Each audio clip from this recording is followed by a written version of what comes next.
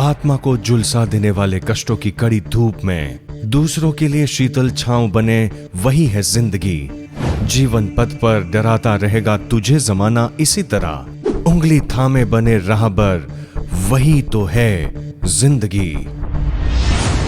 आज पूरे विश्व में कहीं ना कहीं हाहाकार मचा हुआ है और विश्व युद्ध की स्थिति बनी हुई है।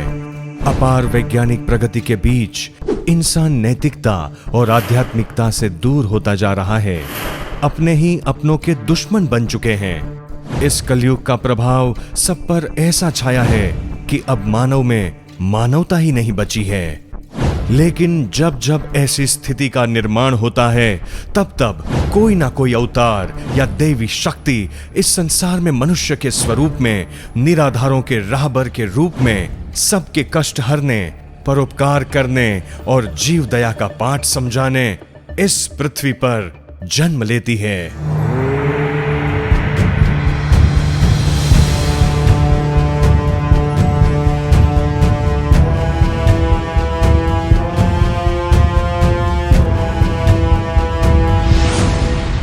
अध्याय पहला, शारदा बहन जन्मोत्सव और अग्निपथ। बस ऐसे ही कल्याणकारी तारणहार पुण्यात्मा ने 21 जून 1930 के दिन गुजरात में सुरेंद्रनगर जिले के मूली तालुका में स्थित नवाणिया गांव में शेठ मोहनलाल जी शाह और शेठानी रंभाबेन शाह के सुखी संपन्न परिवार में एक तेजस्वी बालिका ने जन्म लिया था, जिसका नाम था शारदा बहन। 2 भाइयों और 3 बहनों में शारदा बहन सबसे छोटी और सबकी लाडली थी। मोहनलाल जी के परिवार पे मानो खुशियों की बारिश हो रही थी, लेकिन वो बारिश लंबी नहीं टिकी। नियति को कुछ अलग ही मंजूर था। महज 11 महीने की कम उम्र में शारदा बहन ने अपनी माँ को गवा दिया।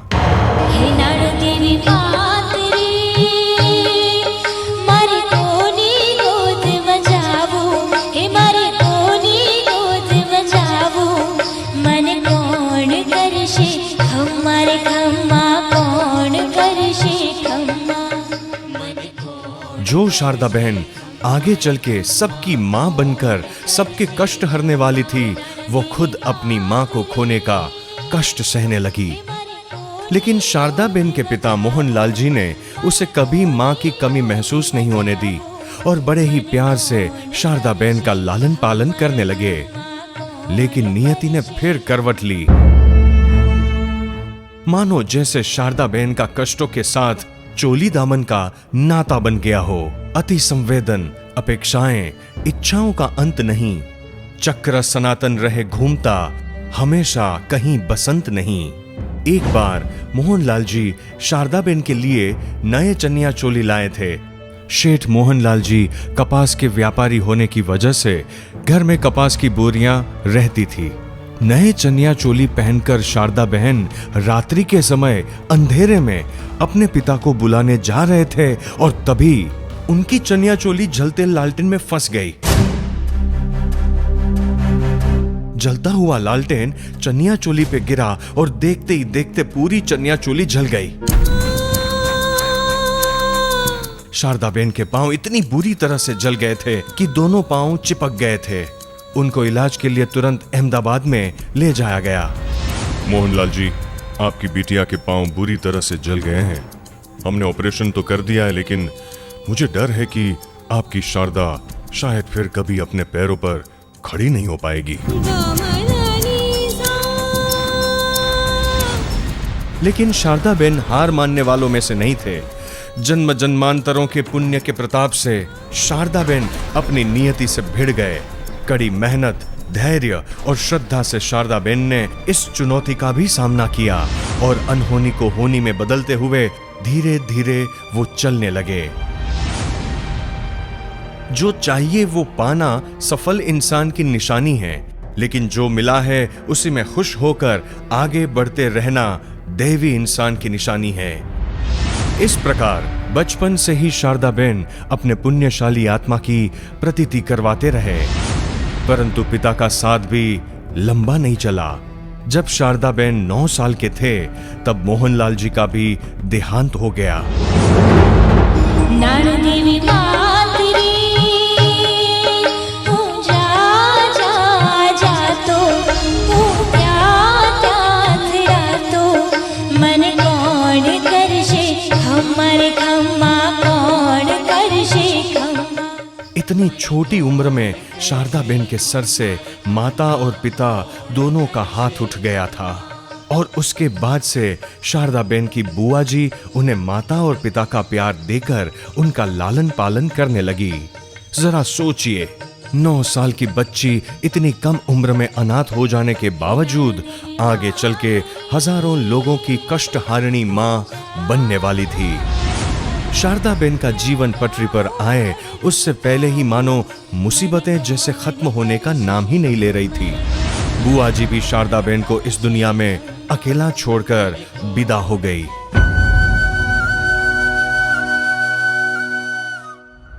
और शारदाबेन अपनी मौसी के पास जाते हैं, पर उनकी मौसी जी, जिन्होंने पहले ही दीक्षा जीवन अपनाकर महावीर प्रभु के पथ पर चलने का तय किया था, वो ये सोचकर शारदाबेन को उनके मामा के पास जाने को कहते हैं कि कहीं समाज को ये ना लगे कि उन्होंने शारदाबेन को जबरन दीक्षा दिलवाई है। फिर शारदाबेन के मामा पोपटलाल जी अपनी भांजी की परवरिश में जुट जाते हैं। शारदाबेन अपने मामा जी श्री पोपटलाल जी नागजी बाई शाह के साथ रहने लगती है। अपनी तरुणावस्था के कुछ साल वो उनके परिवार के साथ बिताती है। अलग अलग परिवारों में रहते हुए कठिनाई और मुश्किलों के साथ दिन बीतते चले गए, फिर भी शारदाबेन जीवन पथ पर आगे बढ़ते गए, क्योंकि असल में वो ही जिंदगी की चाल समझता है जो सफर की धूल को गुलाल समझता है। अध्याय 2, शारदाबेन सांसारिक पथ। शारदाबेन का विवाह छोटा लाल बालचंद गांधी के साथ संपन्न होता है। छोटू भाई के परिवार की आर्थिक स्थिति कुछ कमजोर थी, पर धर्मनिष्ठा के मामले में बड़े ही संपन्न थे। कहते हैं कि संकल्प की यात्रा शुरू होते ही इंसान की प्रतिभा खिल उठती है। एक बार शारदाबेन ने चंडी पाठ करने की इच्छा व्यक्त की और छोटू भाई ने उनके संकल्प को सहर्ष स्वीकार लिया। 5 अप्रैल 1974 चैत्र सुद 14 को चंडी पाठ पूजा संपन्न हुई और उनकी कुल देवी श्री नाण देवी माँ शारदाबेन में प्रकट हुई। माँ ने छोटू भाई से पूछा, तुम बता सकते हो कि मैं कौन हूँ?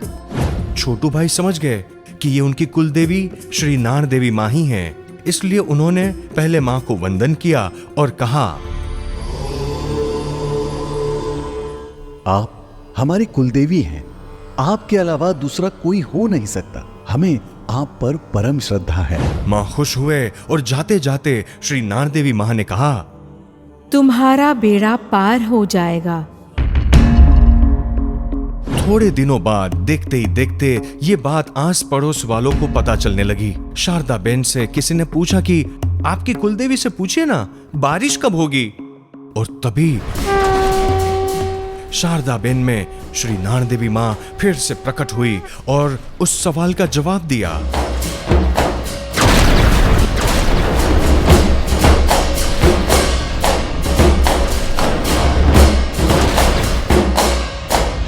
उन्हीं दिनों मूसलाधार बारिश वाली एक शाम को एक अलौकिक घटना घटी। अरे माँ जी, आप इतनी बारिश में इस हाल में? बेटी, बारिश में मेरे सारे कपड़े भीग गए हैं, मुझे सूखे कपड़े दे दे। कपड़े तो आपको खाना दे दूं? नहीं बेटी, मुझे कपड़े ही दे दे। आपको कुछ पैसे दे दूं तो चलेगा? नहीं, मुझे तो कपड़े ही चाहिए। ठीक है, रुकिए। माताजी, अगर आप ये कपड़े उन्हें दे देंगी तो आप क्या करेंगे? वैसे भी आपके पास कपड़े बहुत कम हैं। बेटा, मेरे पास कम तो हैं, उस माँ जी के पास तो है ही नहीं, और हमारे घर से कभी कोई खाली हाथ नहीं जाना चाहिए। अल्पा, जरा जाके देख वो माँ जी कहाँ चले गए। उन्हें कुछ खाने का सामान भी दे देते हैं। वो बूढ़ी औरत और कोई नहीं, श्री नाण देवी मां थी, जो शारदा बेन की परीक्षा करने आई थी।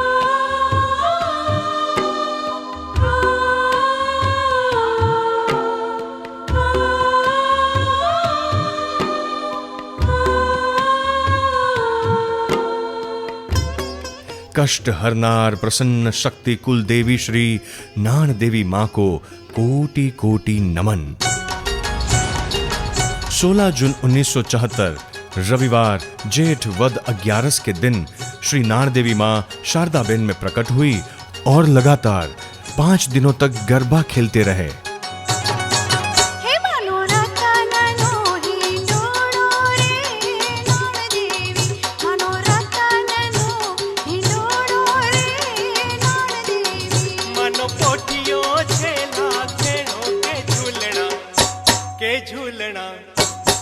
झूलना झूले रे हो नाण देवी, मनो पोटियो झेला खेणो के झूलना झूले रे हो नाण देवी। मनो रतन लोही नोड़ो रे नाण देवी।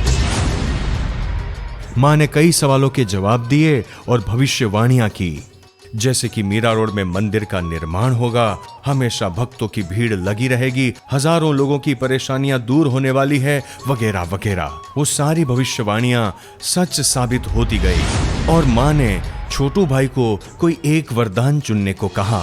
कोई एक वरदान चुनो बेटा, कहो तो तुम्हें रातों रात करोड़पति बना दूं, या फिर मेरी इच्छा है कि तुम जगत कल्याण के कार्य करो, ऐसा वरदान दूं।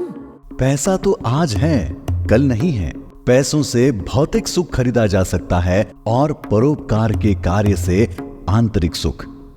इस संसार में लगभग सभी को कोई ना कोई कष्ट या पीड़ा है, इसलिए मां, हम जगत कल्याण का कार्य करें, ऐसा वरदान दीजिए। ये काम इतना आसान नहीं है। जगत का कल्याण करने में तुम्हें और तुम्हारे परिवार को कई कष्ट पीड़ाएं सहनी होगी। कठोर ब्रह्मचर्य का पालन करना होगा और मेरे द्वारा कही गई बातें तुम किसी से कह भी नहीं सकते, वरना फल की प्राप्ति नहीं होगी।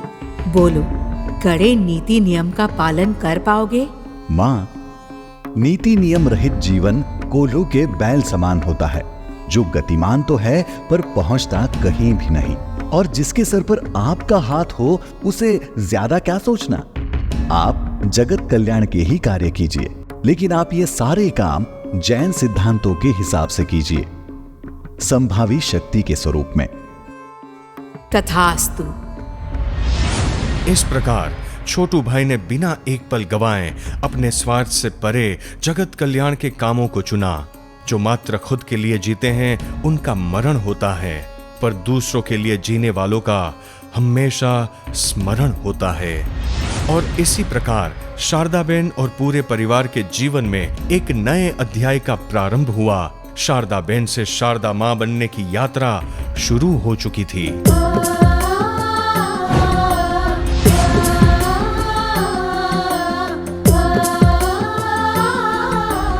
शारदा मां ने अपने आप को जगत कल्याण के कार्यों में समर्पित कर दिया था। शारदा मां ने 5 इंद्रियों का संयम ग्रहण करके जीव दया की चूनर ओढ़ ली। तन मन धन पूज्य मां के चरणों में समर्पित करके पूरे परिवार को प्यार से इस भगीरथ कार्य में जोड़ लिया।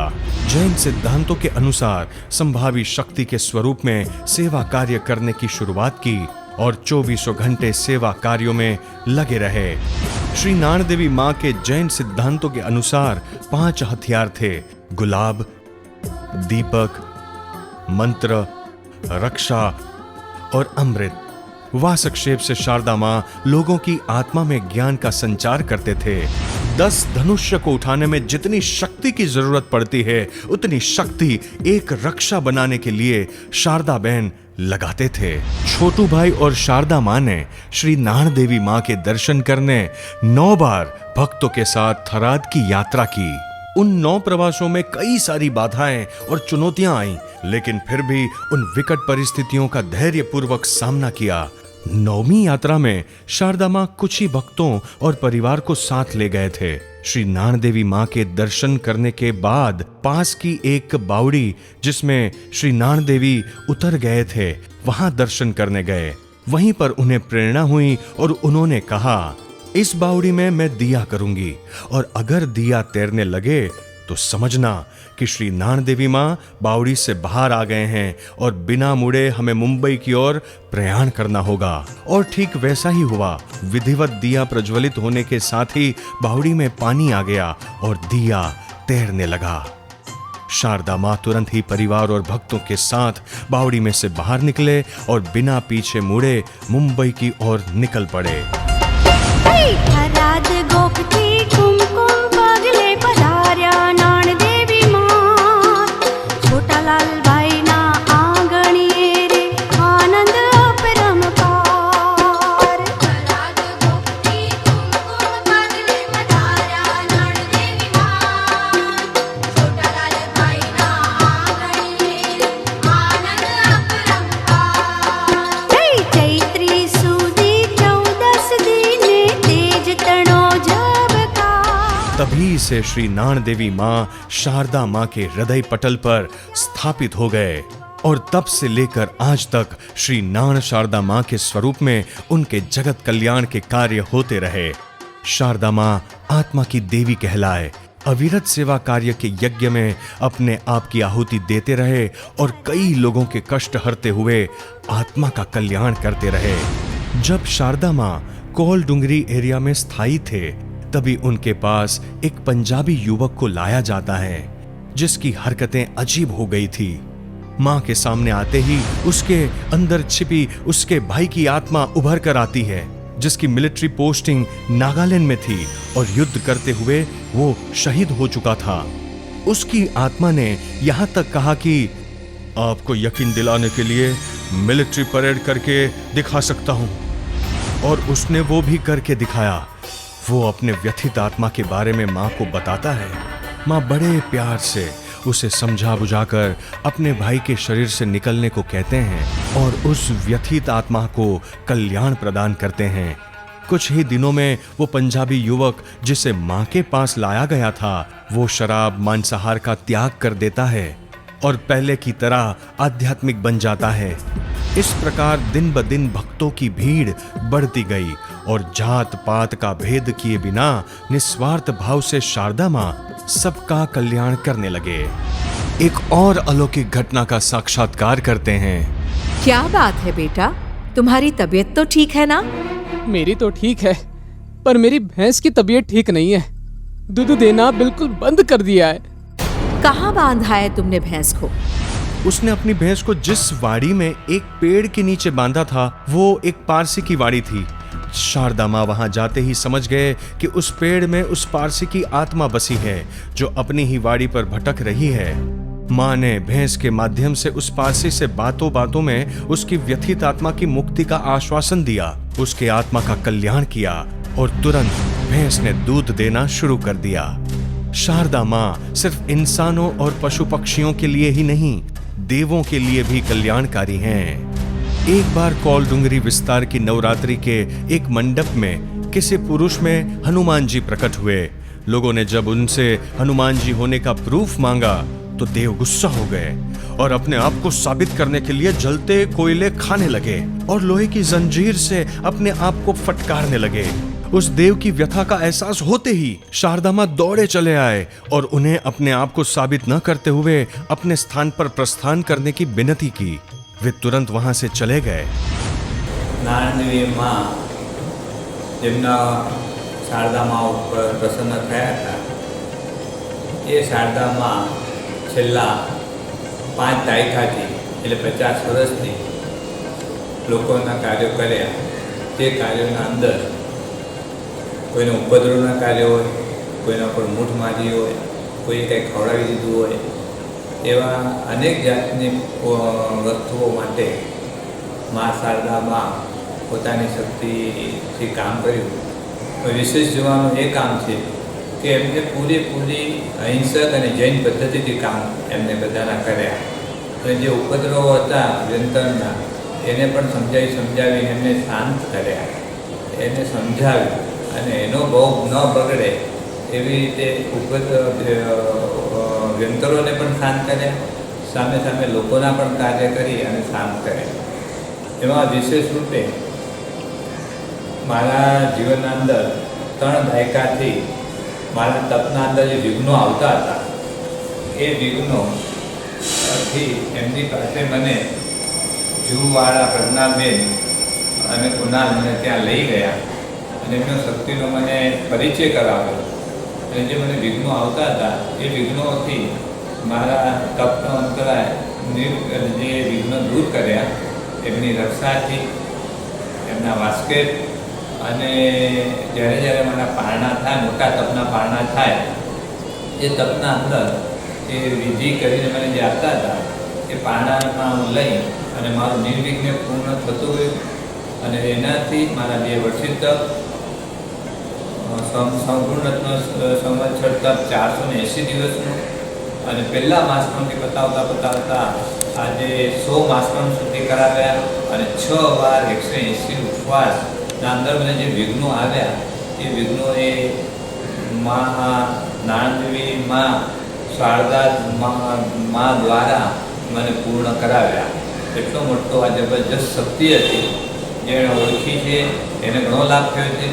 એના પુણ્ય સારા પ્રબળ કામ કરતા હતા એ માં શારદાદેવી પાસે આવી અને કર્યા. અને છેલ્લે એમની ગેરહાજરી અને બહુ દુઃખદાયી છે. હવે એમનારે બહુ મોટો પ્રશ્ન આવીને ઊભો રહ્યો છે. બીજા નંબરમાં સાથે એમના પરિવારવાળા વિનોદભાઈ આદિ બધાએ પણ એટલો સંયોગ કરી અને બહુ મોટું આ એક તપ હતું કે ઘરમાં જે પણ બધા આવે એને સંતોષકારક ભક્તોને જવાબ આપી એમને પણ કાર્યમાં સહાયભૂત થયું. એટલે એમના પણ આપણે ખૂબ આજે પણ યાદ કરીએ એ રીતે. અને જે પણ માં જ્યાં પણ હોય ફરીથી ઉપરથી અમારા ઉપર દિવ્ય આશીષ વરસાવે અમારા આવનારા વિઘ્નો દૂર કરે એવી માં શારદા માને પ્રાર્થના. निस्वार्थ कल्याणकारिणी श्री शारदा माँ को कोटि कोटि वंदन।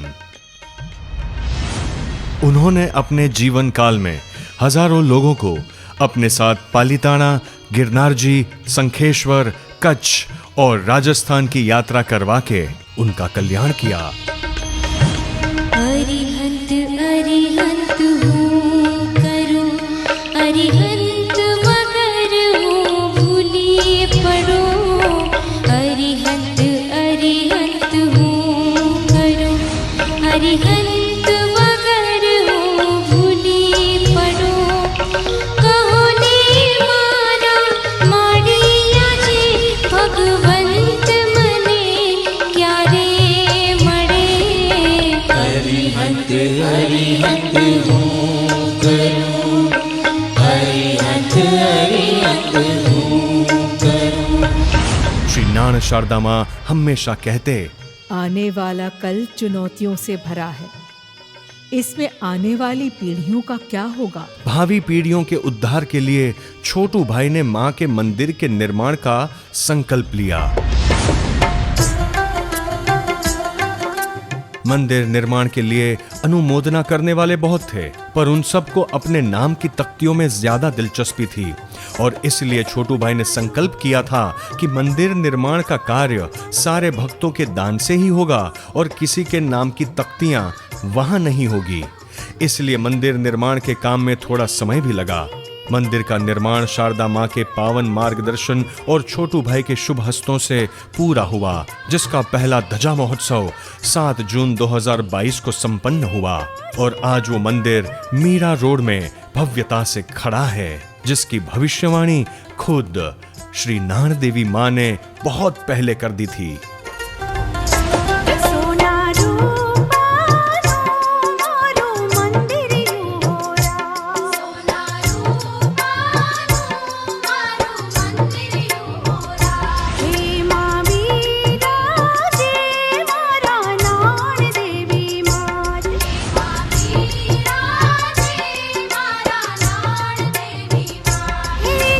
हीरा जड़ो रे की तो मोती जड़ो।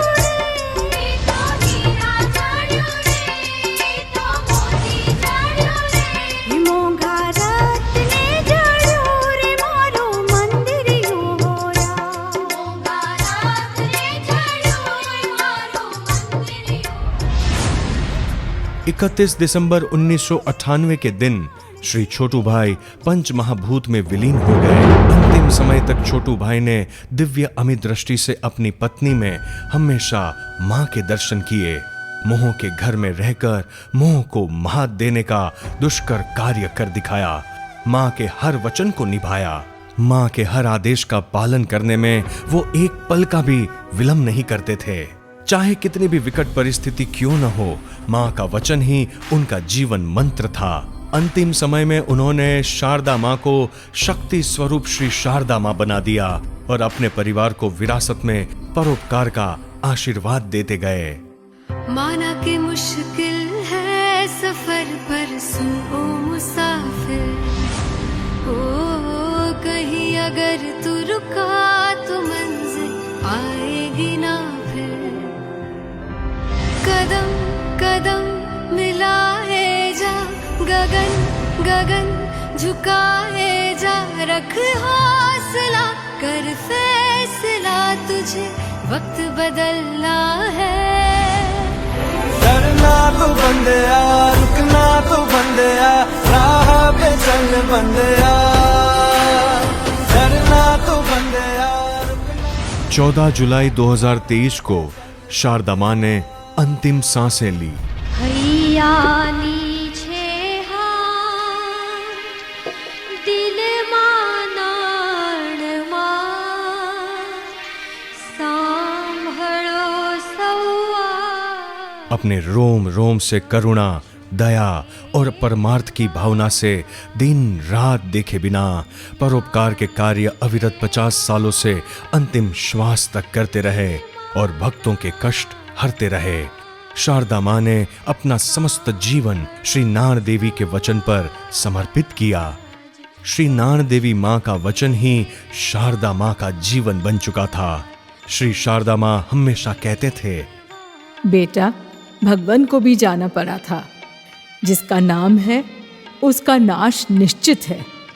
मुझे भी जाना पड़ेगा क्योंकि मृत्यु सबकी तय है।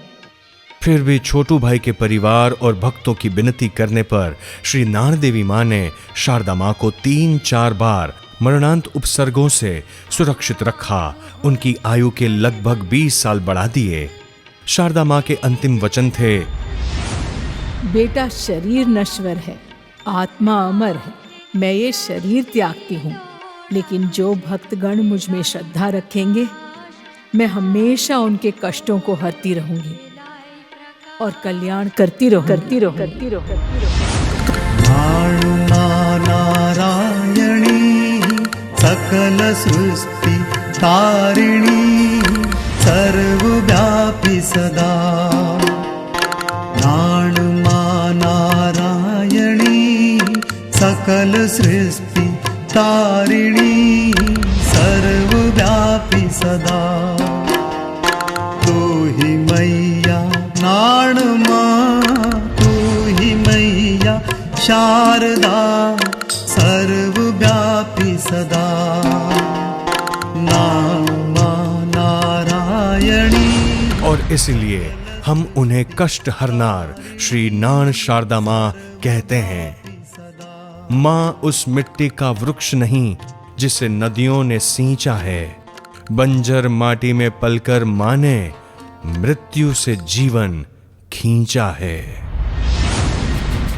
माँ, मेरी माँ, प्यारी माँ, मम्मा, ओ माँ, मेरी माँ, प्यारी माँ, मम्मा। हाथों की लकीरें बदल जाएंगी, गम की ये जंजीरें पिघल जाएंगी। हो खुदा पे भी असर, तू दुआओं का है घर। मेरी माँ, मेरी माँ, प्यारी माँ, मम्मा, हो माँ, मेरी माँ, प्यारी माँ, मम्मा।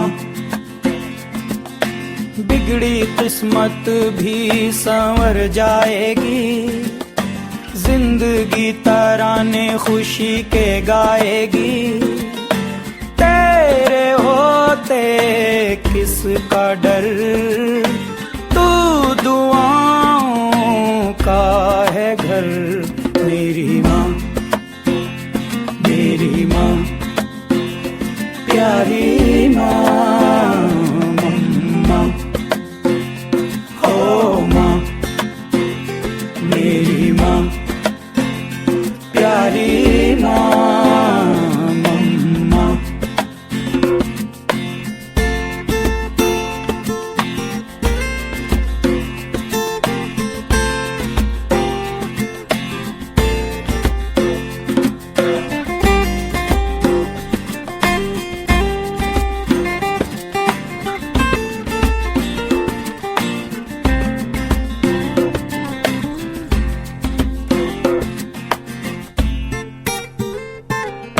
यूं तो मैं सबसे न्यारा हूँ, तेरा माँ मैं दुलारा हूँ।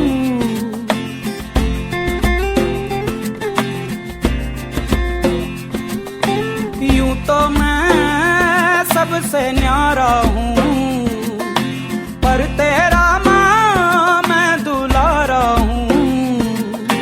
दुनिया में जीने से ज्यादा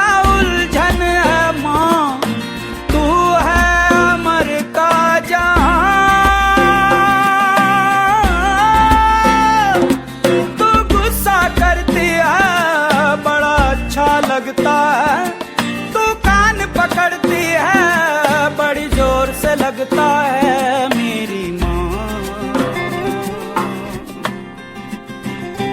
मेरी माँ, मेरी माँ, प्यारी माँ, मम्मा, हो माँ, मेरी माँ, प्यारी माँ, हाथों की लकीरें बदल जाएंगी, गम की ये जंजीरें पिघल जाएंगी। हो खुदा पे भी असर, तू दुआओं का है घर। मेरी माँ, मेरी माँ, प्यारी माँ,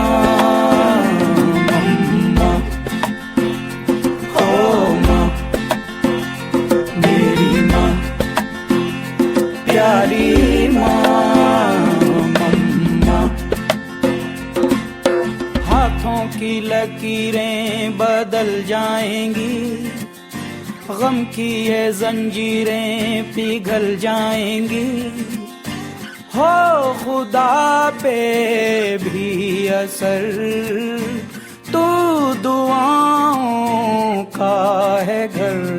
मेरी माँ, मेरी माँ, प्यारी माँ, मम्मा।